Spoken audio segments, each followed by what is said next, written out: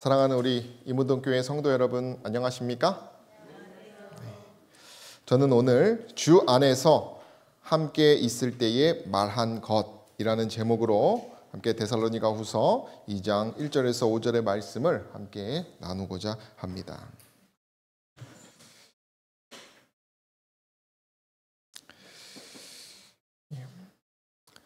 바울이 이 2장 이전에 저희가 지난 시간에도 배웠지만은 재림에 대해서 그가 강조를 합니다.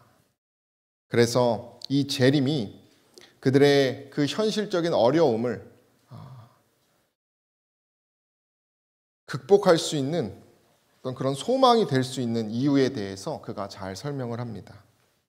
그래서 그분이 오시면 그들을 핍박했던 여러 가해자들이 고통을 받고 피해자들은 안식을 얻는 정의가 실현되는 그 재림에 대해서 바울은 이야기하였습니다. 더하여 그 재림을 더 생생하게 확신시키기 위하여 그 재림의 날에 있을 모습에 대해서도 정말 천사들과 함께 하늘에서 내려오시는, 또 화염을 가지고 오셔서 공의를 집행하시는 그 재림의 모습을 바울이 잘 설명합니다. 결국 악인들은 멸망하고 의인들은 그리스도께 영광을 돌릴 것이다 라고 하는 그 재림, 그래서 이 재림에 대한 신학, 이 소망을 데살로니가인들이 붙들고 힘을 내게 되었습니다. 그 이후에 그러한 재림의 이야기를 하면서 바울이 오늘 본문의 말씀을 말하게 됩니다.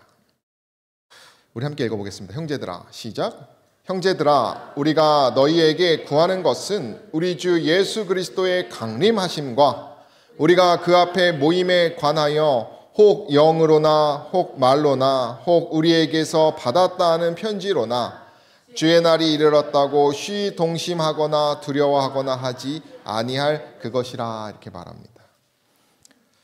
이 데살로니가 전후서는 그 데살로니가인들에 대한 여러 이야기들을 들은 바울이 쓴 편지입니다. 그 재림에 대해서 그가 강조할 부분을 이야기하면서 우리에게서 받았다 하는 편지, 그 편지로나 주의 날이 이르렀다고 쉬 동심하거나, 그러니까 마음이 휩쓸려 가거나 두려워한다는 것은 흥분하거나 불안해하거나 그런 표현을 합니다. 데살로니가인들이 마음이 휩쓸려 가고 두렵고 흥분 상태에 있는 소식을 들었습니다. 그것이 재림과 관련된 소식이었어요.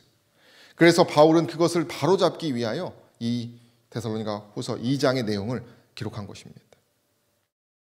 주석에 보면, 여기 보면 우리에게서 받았다 하는 편지, 이것을 위조된 편지라고 해석한다고 합니다.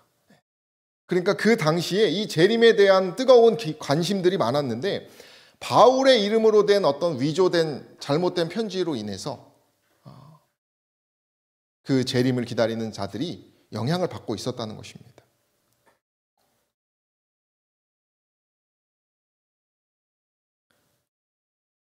첫 번째 서신의 기록에 나타난 바울의 어떤 실제적인 표현이 오해되고 있었을 가능성이 더 높다, 이렇게 신학자들은 기록하고 있습니다.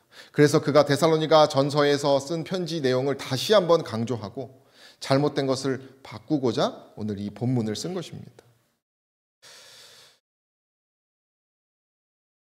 전에 어떤 지옥에 대한 교리 관련된 선교사님의 이야기를 들었는데요. 그분이 이 영원히 불타는 지옥이 아니라는 것을 이제 설교를 중국에서 하니까 나이 든 한 여성이 그동안 자기가 정말 벌벌 떨면서 그 지옥에 대한 교리로 인해서 두려움 가운데 있었다고 자신들 앞에서 고백하면서 그 뒤로 그 두려움에 대해서 이렇게 떨쳐냈다, 이런 얘기를 제가 들은 적이 있는데요. 우리가 데살로니가 전서에 보면 그 마지막 부분에 항상 기뻐하라, 쉬지 말고 기도하라, 범사에 감사하라 하게 항시범, 그 말씀을 전하면서 그 다음에 바울이 그들에게 당부하는 것이 뭐냐면 예언을 멸시치 말라, 이렇게 말합니다. 예언을. 그러니까 당시에는 그 데살로니가 교인들 사이에서는 이 예언에 대해서 멸시하거나 예언을 잘못 해석해서 얻는 여러 문제들이 있었던 것입니다. 그러니까 이것이 같이 연결되는 것입니다. 데살로니 후서에서 그들이 두려워하거나 마음이 막 이랬다 저랬다 하는, 마치 그 중국의 한 노 여인이 두려움에 떨었던 것처럼 이 재림이 복스러운 소망인데 불구하고 잘못된 해석과 잘못된 가르침과 사단의 여러 속임수로 인해서 미혹되는 그런 상황에 놓여 바울이 설명하고 있다라고 하는 것입니다. 여러분, 오늘날은 어떻습니까? 이 예언이 문제가 됩니까? 우리 재림교회 안에서도 문제가 되고 있어요. 제가 전에 있던 교회에서 미국에서 한 목사님이 이 예언 해석을 좀 잘못했어요. 그래서 그것을 이제 바로잡기 위해서 아주 고군분투하는 모습을 보았고요. 또 우리 교회에서도 정말 내노라 하는 참 의사로서 정말 이름을 떨치고 여러 감화를 줬던 한 분도 지금 이 시간이 초막절이라고 이렇게 해석을 하셨어요. 그래서 지금은 기뻐할 때라는 거죠. 기뻐할 때. 초막절은 언제입니까? 대속절이 끝나고 구원받은 사람들이 기뻐할 때잖아요. 그런 잘못된 해석을 가지고 혼란을 주게 되었습니다. 예나 지금이나 이 교회의 예언의 해석이, 성경은요 여러분 3분의 1이 예언에 대한 이야기입니다. 그래서 사실 예언이 문제가 될 수밖에 없어요. 당시에도 그런 예언이 잘못 해석되므로 여러 손해를 보고 있었습니다. 그래서 정신을 차려야 한다는 것을 바울이 이야기한 것이죠. 안교 교과 예전에 이 데살로니가인들의 상황을 보면요, 그들의 잘못된 예언의 가르침과 신앙으로 인해서, 재림 신앙으로 인해서 그들이 이러한 문제를 겪었다고 얘기합니다. 균형을 잃고 극단에 빠지는 것입니다. 극단. 제가 그 의사 선생님 얘기를 잠깐 드리면, 그분하고 저희가 선교단을 같이 했었는데 그분이 저희하고 상관없는 책을 갑자기 배포를 하셨어요. 그 선교 그 전도회에서. 그 책 이름이 뭐였냐면 구원의 조건에는 회개란 없다. 그런 제목이었어요. 처음에는 저희한테, 제가 그때 그 담당이었기 때문에 작은 팜플렛이 하나 있다 그랬었거든요. 작은 팜플렛. 뭐 그것 좀 전하고 싶다. 그럼 뭐 마음껏 하시라고 했는데, 당일 딱 가니까 책자가 두꺼운 게 있는데 그 제목이 구원의 조건에는 회개란 없다. 그것이 아까 말했던 그 초막절, 기뻐하는, 그거 연결되는 것이죠. 오직 사랑만 강조하는 것입니다. 극단적으로. 그래서 제가 그것을 강조하지 않았습니다. 그 선교단에서. 아예 그것을 원래 처음에는 판매하신다고 하셨는데 저희가 그걸 광고도 안 했어요. 제가 그것이 왠지 그것이 잘못된 것 같아서. 그래서 나중에는 막 그걸 때만 노발대발하면서 막 저희하고 이렇게 다툼이 있었는데요. 그래서 끝까지 저희는 그것을 공식적으로 말하진 않았었습니다. 회개가 없다라고 하던 것처럼 극단을 강조하는 그런 신학이 있을 수 있다는 것입니다. 또 징조를 쫓지 말라는 예수님의 경고에 주의하지 않았다. 너무 징조, 두려운 것들만 쫓는 것입니다. 그죠? 더하여 재림이 너무 지체된다는 것에 대해서 너무 슬퍼하는 것. 그러니까 계속 그 감정이 극단으로 치우치는 것이죠. 그리고 이번에는 뭐예요? 마지막 시대의 사건 가운데 있다. 지금 데살로니가인들이 곧 누가 오신다? 예수님 오신다. 그렇게 너무 성급하게. 이것이 성경에 입각해서 해석한 것이 아니라 입각하지 않고 성경에 기초하지 않은 신학으로 인해서 데살로니가인들이 혼란에 빠진 것입니다. 각신의 대쟁투에는요 분명히 얘기합니다. 만일 그들이 성경에 의하여 인정할 수 없는 것을 기대한다면, 그러니까 성경에 없는 것을 그들이 쫓는다면 어떻게 된다고 말합니까? 행동은 그릇된 대로 이끌어 가게 되고, 실망으로 불신자들의 뭘 사게 됩니까? 조소를 사게 되고, 우스운 사람이 되는 것입니다. 낙담하는 위험에 빠지게 되고, 결국에는 그들의 구원의 필수적인 진리까지도 뭐 하게 됩니까? 의심하게 된다는 것입니다. 여러분, 이거 누가 제일 원하는 것입니까? 사단이 원하는 것입니다.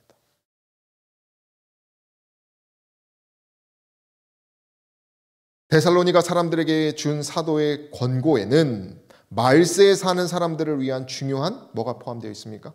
교훈이 포함되어 있습니다. 저와 여러분들에게 하는 말씀이라는 것입니다.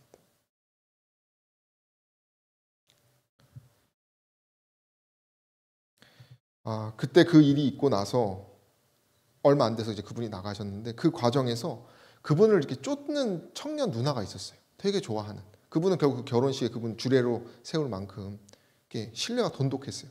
그러니까 그 누나와 저희의 관계가 어떻게 됐을까요? 그것이 깨지더라고요. 누나는 저희를 의심하는 것입니다. 저희는 누구를 의심해요? 그 누나를 의심하게 돼요. 그것을 사랑으로 봉합하려고 했지만 그것이 신학이 달라지면서 그것이 구원의 관점과 그 모시는 것이 달라지니까 그것이 인간적인 관계에도 이게 영향을 미치는 것이죠.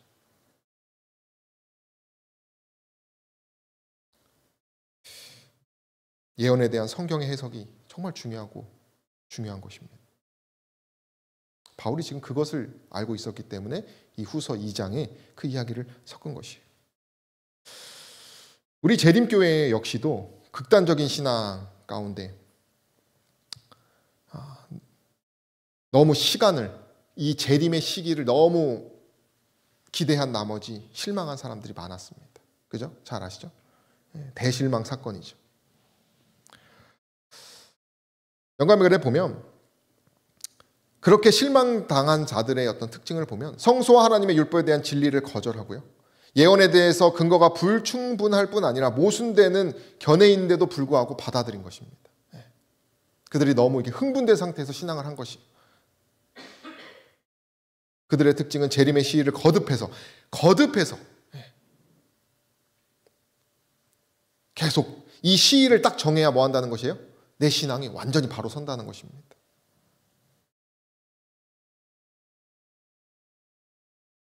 그들은 그 빛에서 돌아서서 주님의 오시는 날을 계속해서 뭐합니까?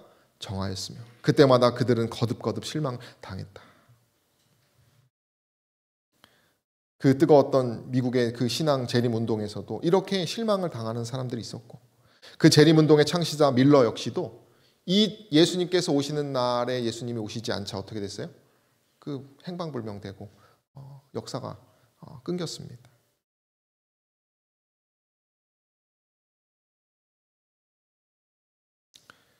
영감의 글에 보면 이 바울이 이런 재림의 재림의 신앙을 잘못 가져서 낙심한 자들에 대해서 이런 표현을 합니다. 바울이 그리스도의 재강림에 관하여 그의 첫 번째 편지에서 데살로니가 사람에게 보낸 교훈은 그의 이전 가르침과 완전히 일치하였다. 그러나 그의 말은 몇몇 데살로니가 형제들의 오해를 받았다. 바울은 두 번째 편지에서 그의 가르침에 대한 그들의 오해를 뭐하고요? 시정하고 그들 앞에 자신의 진실된 입장을 제시하고자 뭐 했습니까? 노력했다는 것입니다. 또 어떤 겉면을 보면요. 바울이 우리 모두가 살아서 예수님 볼 겁니다. 이런 말을 했다는 것입니다. 그런 소문이 퍼진 거예요. 데살로니가 교인들한테. 그러니까 그들이 어떻게 되겠습니까? 바울에 대한 신뢰가 두터웠기 때문에 그 이름 하나만 가지고도 뭐 한 것이에요? 성경을 볼 필요가 없는 것입니다.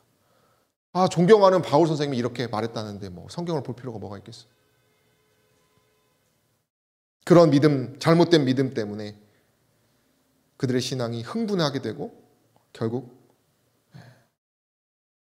실망을 당하는.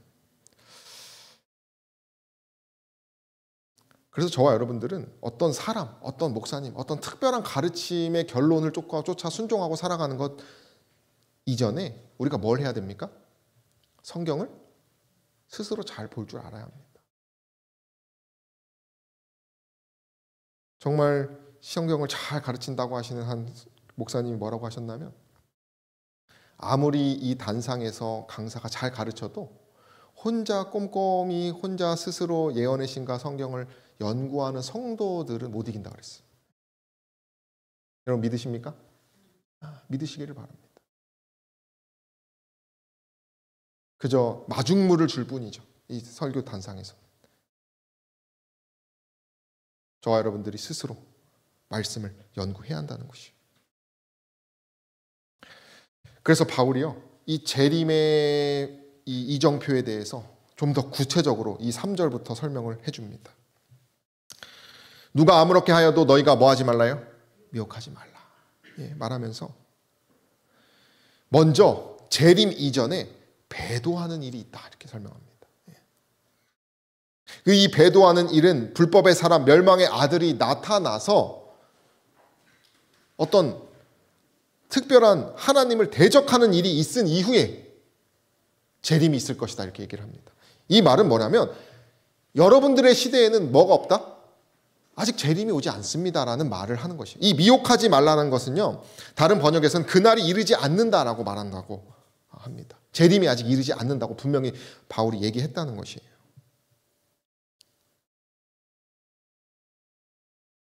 이 먼저 배도하는 일이 있고, 이 표현이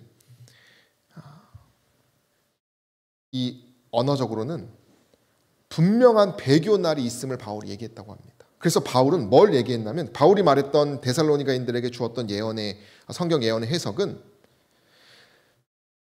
바울이 제자들을 끌어 자기를 쫓게 하고 교회 안에서 일어나는 사람들 때문에 배교가 생길 것이라고 예언했다 이렇게 설명합니다. 바울이 말했던 이 예언의 해석은 그들이 어떤 교회 안에서 배교가 일어나고 자신들을 이렇게 쫓아내는 그런 일이, 그러니까 좀 소규모적인 어떤 그런 배도였죠. 그러니까 그런 배도가 있을 것을 얘기했는데 이것을 이제 확대 해석해가지고 사람들이 이렇게 흥분했다고 하는 것이죠.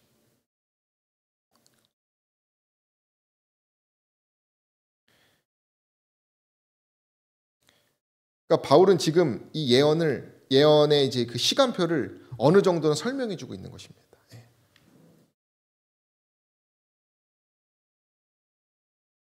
데살로니가 교회가 그리스도의 재림에 관한 그릇된 견해를 받아들였을 때 사도 바울은 그들의 희망과 기대를 하나님의 말씀을 기초로 엄밀히 검토하라고 권고하였다. 그리고 그리스도께서 재림하시기 전에 일어날 사건들을 알려주는 예언들을 인용하여 그들의 시대에는 그리스도의 재림을 기대한 아무런 근거가 없다는 것을 그들에게 밝히 알려주었다라고 말하는 것입니다. 바울이 그래서 너희들이 생각하고 있는 어떤 그런 배도는 어떤 이런 것이다, 이런 것이 있을 것이다 라고 하면서 지금은 이 성경에 기록된 그 영광스러운 재림의 날이 이르는 시기가 아니라는 것을 바울이 분명하게 설명했다는 것입니다. 경고했다라고 설명하죠. 여러분, 이렇게 설명했음에도 불구하고 많은 사람들이 시험에 빠졌다고 합니다. 또 옳은 일을 버리는 일을 하고. 성경 신약에는 그 재림의 이전에 있을 여러 징조에 대해서 설명을 합니다. 허탄한 이야기를 쫓을 것이다. 만약에 바울이 말했던 것을 그들이 잘 지켰으면 이런 일도 쓰지 않았을 것입니다. 옳은 일을 버리고 적그리스도가 이르렀다. 많은 사람이 그로 인해서 시험을 빠지는. 여러분, 적그리스도는 어떤 사람입니까? 누구를 대신하는 사람이에요? 그리스도를 대신하는 사람입니다. 그리스도의 영광을 빼앗는 사람이에요. 제가 지난 시간에 뭐 하나 알려드린다고 했었는데, MBC에서 PD수첩에 이 허경영 씨에 대해서 이제 면밀히 이렇게 취재한 것이 있는데요. 이분이 가르침이 있어요. 이분이 자신의 이 허자에 대해서 이렇게 해석을 합니다. 십자가 위에 누가 있어요? 사람 있어요. 십자가 위에 있는 사람은 성부고 십자가는 누구입니까? 예수입니다. 말씀 어는 성령이라고 합니다. 성부, 성자, 성령. 그것이 자신의 허자라는 것입니다. 내가 그것을 허가해 주는 사람으로 뭐 했다? 임명받은 사람이라. 뿐만 아니라 여러분, 이분 한번 유튜브 강의 한번 들어보세요. 그럴싸하게 말합니다. 정말 그럴싸하게 말해요. 그리고 그의 그 사람들에게, 지지자들에게 보여준 유튜브가 뭐냐면 이것이 지금 하늘로 승천하고 있는 그림이에요. 전부 하늘로 막 올라가는 것이에요.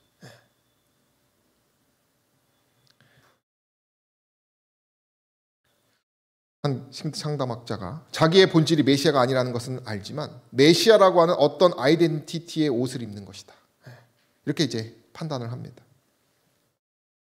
그래서 허경영 씨는 지금 예수의 그 역할을 대신하는 사람입니다. 하늘도 왔다 갔다 하면서 우리에게는 지금 웃음거리일 수 있지만 이게 사뭇 진지해요. 이제 그분이 이제 그 하늘 군께 가면은 100만 원으로 축복을 받는다고 말을 합니다. 100만 원 내면 이것이 100만 원이 아니라 100조 원이라는 것입니다. 100조 원. 그리고 이 100만 원을 내면 허경영 씨를 만나서 이제 천국에 들어가는 말을 해줍니다. 그래서 그 음성을 들은 사람 말하니 천사님, 내 남편이 천국에 이제 들어갔습니까? 이렇게 말하는 거예요. 천국에 들어갔다고 말을 해주는 것입니다. 그래서 하늘궁에서 천국행 티켓을 뜻하는 백국 명패가 개당 300만 원에서 500만 원인데 이게 몇 명이 샀는지 아십니까? 18,000명이 샀습니다. 456억 정도. 그리고 대천사라고 하는 또 그것이 있어요. 그것은 1억짜리입니다. 1억짜리. 이거 몇 명 샀는지 아십니까? 220명이 샀어요. 심지어 병도 고칩니다. 신인님 옆에 있으면 기운이 난다. 나도 몰랐는데 꼿꼿이 서 있었다.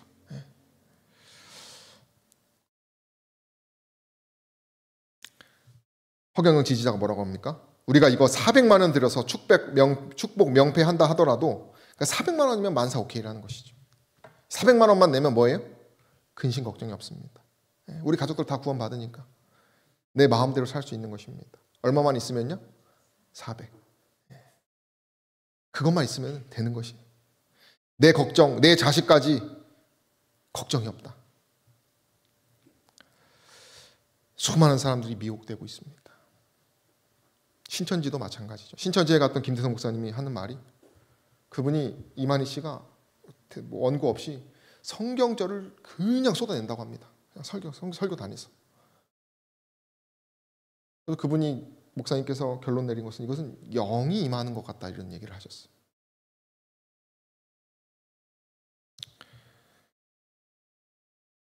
거짓 선지자들이 많은 미혹과 기만을 할 것을 언제요? 마지막 때에.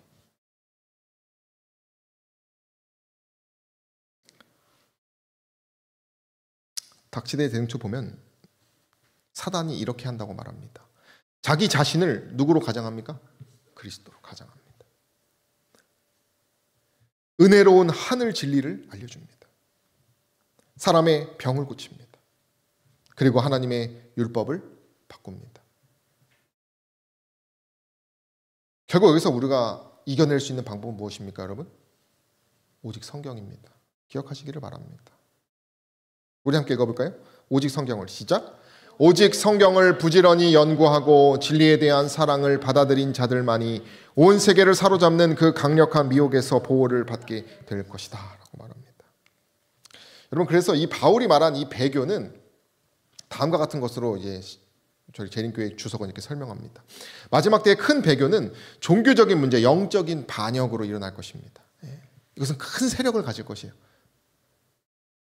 그리고 배도하는 일은 바울이 편지를 쓸 당시 그 데살로니가인들에게는 임하는 것이 아닌 그 미래에, 즉 저와 여러분들의 시대에 있을 일이라고 말합니다.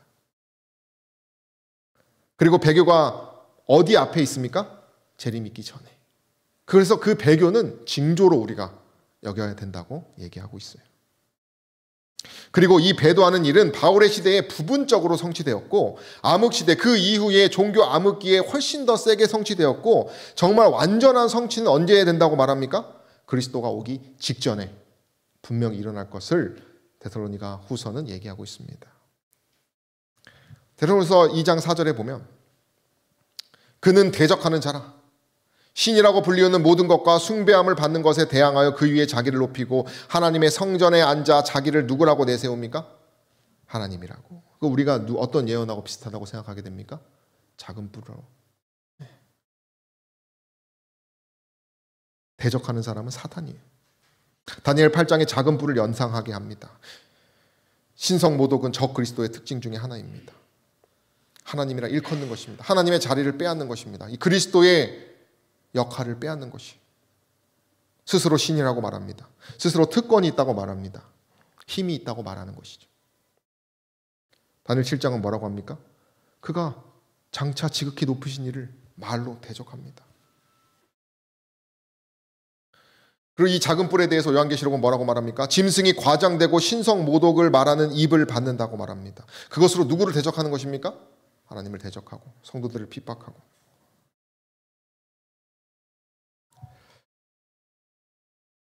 배도의 사람이 일어난다고 바울은 설명했습니다. 데살로니가후서에. 이 사람은 명확한 사람이나 세력을 가리키는 말이라 이렇게 설명합니다. 그리고 우리 영감의 글에는 교황권이라고 그것을 해석하고 있어요. 선지자 다니엘이 매우 분명하게 묘사한 교황권이 아직은 하나님의 백성을 대적하여 전쟁을 벌이지 아니한 사실을 누가 강조했다고 말합니까? 바울이 강조했다고 얘기합니다. 그래서 주님이 오시기 이전에 미혹하고 배도하는 일이 있을 것인데 권세가 그 가공할 만한 참람된 사업을 수행하기까지는 교회가 주님의 오심을 기다리는 일이 헛될 것이다. 그러니까 우리는 이러한 큰 배도가 있을 때 뭐 하게 되는 것입니까? 두려워 떨고 마음이 막 이랬다 저랬다 하는 것이 아니라 뭐 하게 돼요? 더 차분하게 주님의 징조로 우리는 받아들이게 된다는 것이죠. 그리스도의 재림 전에 예언 가운데 미리 이야기한 종교계에 중대한 일이 일어나야 하였다. 각시대의 대쟁투는 분명히 얘기합니다. 불법의 비밀, 멸망의 아들. 이 데살로니가후서 2장에 기록된 이 불법한 자라 칭호를 가진 사람은 최상권을 잡은 법안권이라 이렇게 설명합니다. 예언의 해석에 그것을 지목하고 있죠. 19세기 암흑기 시대가 끝날 무렵에 교황 레오 13세가 이런 말을 했습니다. 우리는 이 땅에 전능하신 하나님의 자리를 지키고 있습니다. 16세기에 이런 말이 또 울려 퍼졌습니다. 당신은 우리의 목자이시고 의사이시며 총독이시며 남편이시며 드디어 지상에서 또 하나의 신이십니다.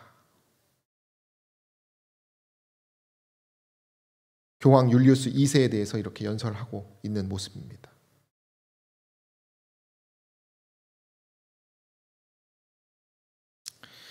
교황 보니페이스 8세도 똑같은 말을 했습니다.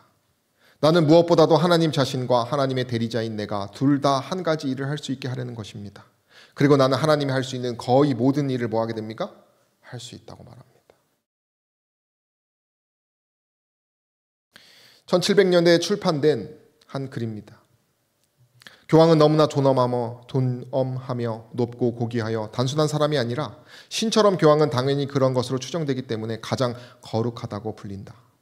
따라서 교황은 면류관을 쓴다. 하늘과 땅과 더 낮은 지역의 왕으로서 삼중 면류관을 가지고 있습니다.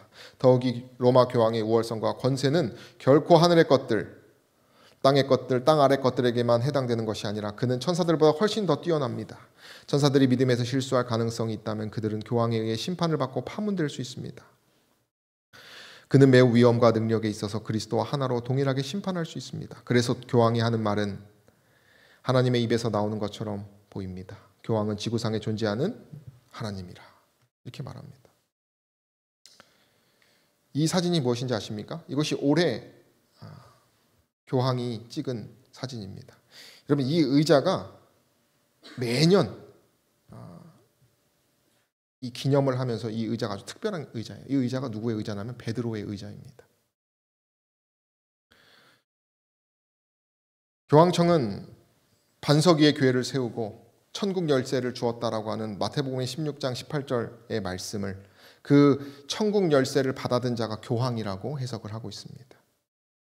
그래서 이 의자 위에는 교황의 권위를 상징하는 열쇠를 들고 있는 천사 한 쌍이 있습니다. 매년 2월 22일에 베드로에 대한 잔치를 하는데 이 의자가 바로 교황권 자체를 상징하는 그런 아주 의미 있는 의자입니다. 그들의 전통에 의하면은 성 베드로가 로마의 초기 기독교인들에게 설교를 하는 동안 앉은 의자가 바로 이거다 이렇게 설명합니다.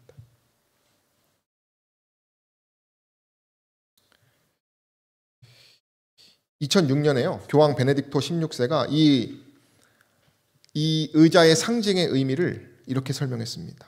하나님의 사랑, 영원한 선한 목자를 위한 특권적인 징표다. 교황을 통하여 교회 전체를 모아 구원의 길로 인도할 것이다.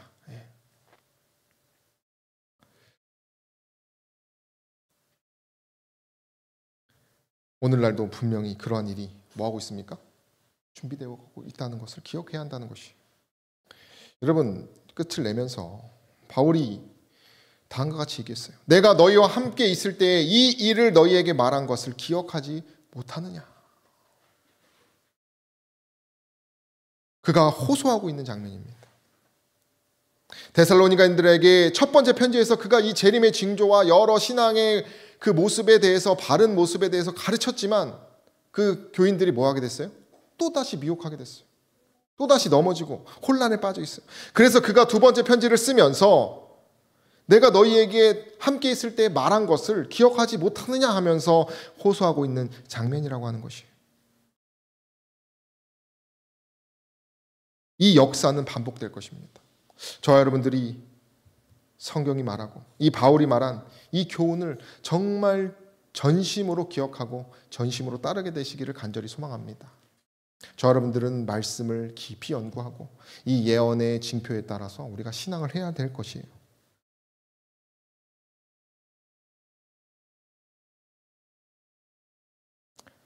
영감의 글에는 그의 이 태도에 대해서 이렇게 얘기합니다. 그리스도의 오심에 대한 그의 견해가 조금도 변화를 겪지 않았다는 것과 그가 주의 즉각적인 도래를 성급하게 기대하지 않았다는 것을 보여준다. 바울의 바른 재림의 신앙은 이런 것이에요, 여러분. 흔들리지 않는 주님이 뭐 하신다? 반드시 오신다. 그리고 그 오심에 대해서 우리의 감정이 막 성급해지거나 막 초조해지거나 하지 않는. 바울은 아주 신중하게 주의 깊이 반대자들이 이 이야기를 들었을 때 혼란을 일으킬까 봐 주의 깊게 기록했다라고 말합니다. 그러니까 바울은 지금 아주 합리적이고 차분한 상태에서 이 재림의 교리에 대해서 그리고 재림의 신앙이 어떠해야 되는지를 가르쳐 주었다는 것입니다. 우리 1997년에 우리 안식일 교회에서 대총회에서 성명을 하나 냈습니다. 그것이 바로 가톨릭 교인들에 대한 성명이었어요. 이 성명의 내용을 보면 가톨릭 교인들을 형제 자매라고 우리는 확신한다고 하는 내용입니다. 그리고 그들에 대한 긍정적인 태도를 갖고 있고 다만 우리는 예언적 성경의 견해에 대한 타당성을 분명히 믿고 그것에 대한 신뢰가 있다라고 하는 것을 성명하는 것이에요. 그래서 우리의 본 목적은 그리스도의 곧 재림에 대한 맥락에서 복음을 전하는 것이다. 이렇게 설명하면서 이 가톨릭 교인들에 대한 어떤 우리가 뭐 부정적인 관념을 갖고 있는 것이 아니라 성경의 그 예언과 잘못된 신학에 대해서 얘기를 하는 것이지 사람에 대해서 어떤 우리가 비난하거나 어떤 인신공격을 하는 것이 아님을 성명하는 이야기를 하게 되었습니다. 우리는 다 침례를 받은 사람입니다. 그죠? 그리고 우리는 영혼 구원을 하는 사람들이에요. 제가 오늘 말씀을 묵상하다가 이 항상 함께 계신다. 이 항상 함께 계신다라는 말씀 주변을 보니까 분부한 모든 것을 가르쳐 지키게 하라 이렇게 말하고 있어요. 저 여러분들은 어떤 사명을 갖고 있습니까? 복음을 전하고 바른 이 바울이 데살로니가인들의 잘못된 것을 고치고 가르쳐 지키게 했던 그와 같은 의무를 우리는 받았어요. 그냥 침례 주고 끝나는 것이 아니라 우리는 복음의 파수꾼의 역할을 해야 한다는 것이에요. 영감의 글에 보면 예수님께서 가르치신 그대로의 진리를 가진 자들은 우리 함께 읽어볼까요? 비록 침묵 속에서나마 시작. 비록 침묵 속에서나마 불법의 비밀의 역사를 인정해서는 안 된다. 저들은 결코 경고의 기별을 전하는 일을 멈춰서는 안 된다라고 말합니다. 여러분, 저와 여러분들은 이 마지막 때에 이 복음의 기별을 잘 전해야 합니다. 그럼 우리는 뭐 해야겠어요? 잘 기억하고 살아야 합니다. 이 예언이 어떻게 흘러갈 것인지, 성경이 무엇라 말하고 있는지, 그것이 우리 재림교회가 가진 특수한 사명임을 기억하시기를 바랍니다. 그리스도 안에, 예수 안에 우리 자신이 숨어버리는 것이 우리의 특권이다.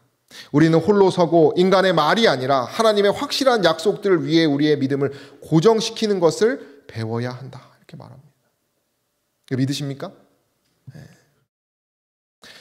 거짓 선지자들이 일어나서 많은 영혼들을 기만할 것이다. 흔들릴 수 있는 것은 무엇이든지 흔들리고야 말 것이다. 그러한 때에 각자 우리가 믿는 까닭에 대해서 밝히 알아야 하지 않을까라고 합니다. 여러분, 적어도 이것만큼은 스스로 고백할 수 있을 정도로 성경을 연구하시기를 바랍니다. 내가 왜 재림교회에 있는지, 내가 왜 세천사의 기별, 그리고 마지막 때의 그 재림의 신앙을 갖고 이 재림의 신앙이 무엇인지 우리는 분명히 말할 수 있어야 돼요. 그러려면 우리 많은 설교를 하는데 성경을 펴고 함께 읽어보겠습니다. 성경을 펴고 시작. 성경을 펴고 한 절 한 절 면밀하게 연구하는 일이 더욱 있어야 할 것이며 오늘날 우리를 영원한 진리의 토대 위에 올려놓은 근본적인 교리들을 뒷받침해주는 강력한 증거들을 더욱 세밀하게 살펴보아야 할 것이다. 저와 여러분들이 더 깊이 성경을 상고하시는 저와 여러분 되시기를 바라고, 그러한 신앙을 통하여 우리가 이 마지막 때에 미혹에 되지 않고 그 재림은 분명히 올 것입니다. 그리고 그 이전에 배도하는 일이 있을 것입니다. 이 이정표를 기억하셔서 우리가 깨어 근신하는 저와 여러분 되시기를 간절히 바라며 말씀을 마치겠습니다.